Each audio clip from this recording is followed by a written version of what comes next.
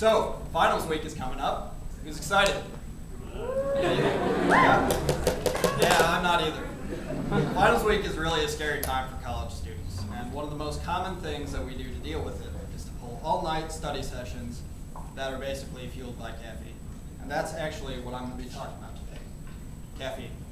Now, according to Diego Lara in Caffeine, Mental Health, and Psychiatric Disorders, very little attention is paid to the fact that about 80% of the population voluntarily and routinely manipulate their minds through the use of a drug. 80%. That's a huge majority. I mean, raise your hand if you had coffee this morning. All right, keep your hands up. Raise your hand if you had caffeinated soda with lunch. Raise your hands if you had an energy drink today. You're all on drugs. No, seriously. I used to not so much sleep as just rest my eyes between cups of coffee, so I know exactly how it is. Now, the problem with all this is that the actual side effects of long-term caffeine abuse are very poorly documented. So today, I'm going to shed a little bit of light on the topic by going over some of the negative side effects of of caffeine abuse, some of the reasons people tend to overdo it with caffeine, and some fun ways you can reduce your dependence on this molecule. So, to begin with, let's look at some of the possible side effects of caffeine. Okay. Caffeine intoxication is something that we've all probably experienced at some point in our lives. We've all had to, we've all had to work through the night. We've all had one of those days at work or school that just doesn't seem to end, and you just need a little something to get through it. And we've all had to work through an illness. These are all situations where a little bit of caffeine can go a long way to getting you through the day or whatever you're facing. Caffeine intoxication is when this is taken to Chad Riesig, Eric Strain, and Rowan Griffiths of the Johns Hopkins School of Medicine state that some of the symptoms of caffeine intoxication include nervousness, anxiety, restlessness, insomnia, and tremors. Just like poor little Tweak here. And as we can all see, none of these are particularly useful if you're trying to be productive. Caffeine withdrawal, on the other hand, is the complete opposite. It's that massive crash you experience when you've been using caffeine for a while, for like a week or so, heavily, and then all of a sudden you stop, and your body's just reeling because suddenly it doesn't have this chemical in it that it's so used to having. And it just causes all sorts of problems in your body. According to Laura Giuliano and Roland Griffiths in Psychopharmacology, that's a mouthful. Regular use of caffeine produces physical dependence, and this can be seen in some of the withdrawal symptoms, such as fatigue, headache, nausea, and flu-like symptoms. And when I say headache, I mean like the worst you've ever had. These have laid me up for like 2 days. So why do we use caffeine if it can be so harmful? Well, I mean, simply put, it keeps us going.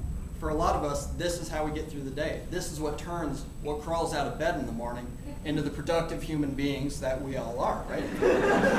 So I mean, we use it for extra energy. It's incredibly accessible. Caffeine is everywhere. It's in coffee. It's in every soda, or virtually every soda we drink. It's in energy drinks. We hardly need to look for it. It's just thrown at us. It's virtually in the air we breathe. Second to last, there are very few negative effects if we use it in moderation. I mean, you have 1 cup of coffee, you feel great. You work hard, you're ready to go, you're not sleepy, it's good.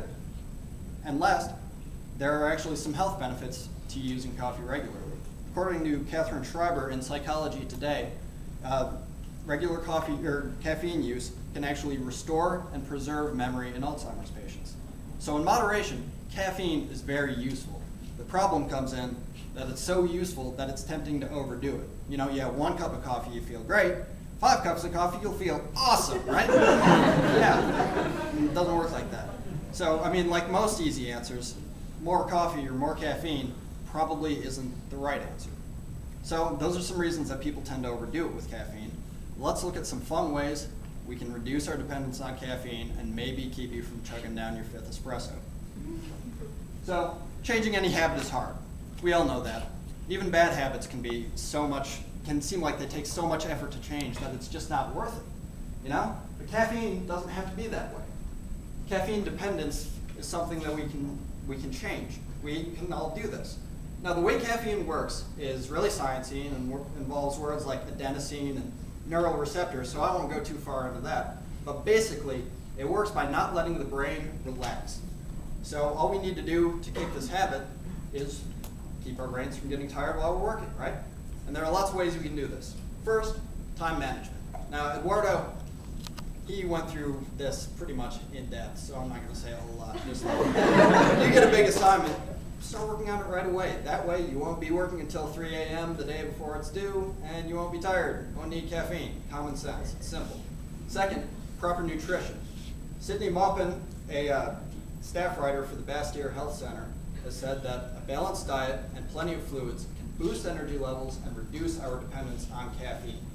Again, common sense. You know, Cheetos and 7-Up aren't exactly powerful. So eat your fruits and veggies, you'll feel better. Done. Next, exercise. Whenever you're feeling tired, whenever you're working on something and your brain starts getting foggy and your eyelids are drooping and you just can't keep going, get up, go for a jog, do some push-ups, do some stretching. This has all sorts of health benefits associated with it. And in addition, it'll get your mind off of what you're doing, let you come back with a fresh start after you sort of energized yourself a little bit. And last, and my personal favorite, get some adrenaline in your system. Now this can be a lot of fun. You can watch Paranormal Activity. You probably never want to sleep again. You can rob a bank. That way you can quit your part-time job and devote more time to whatever you're doing. Save people from a burning building. It's a good deed and it'll wake you up. Pick a fight with someone bigger than you. It's exercise and it'll get your adrenaline down. And last, take a midnight walk through Compton. Charcoal sensitivity, buddy. Caffeine dependence doesn't need to rule your life. So now that I've covered some easy, fun ways that we can reduce our dependence on caffeine, let's wrap this up. Now, it's important to remember that caffeine is a drug. It has side effects and it's best used in small quantities and in moderation. So today I've covered some of the effects of caffeine, some of the reasons we tend to use it so much, and some of the ways that we can reduce our dependence on it. And I'd like to leave you with this. Caffeine is part of our culture. It's not going anywhere. It's going to be here until we are not on this planet anymore. And I mean, we just got to get used to it. But it is a psychoactive stimulant. It affects our brains. It is a drug. Got to remember that. It's important. It has side effects. So maybe the next time you're thinking of making a second pot of coffee to get through your all-nighter, or you have the flu and you have to work and you're thinking you're just going to power through with energy drinks, maybe take a second and consider what you're actually putting into your body.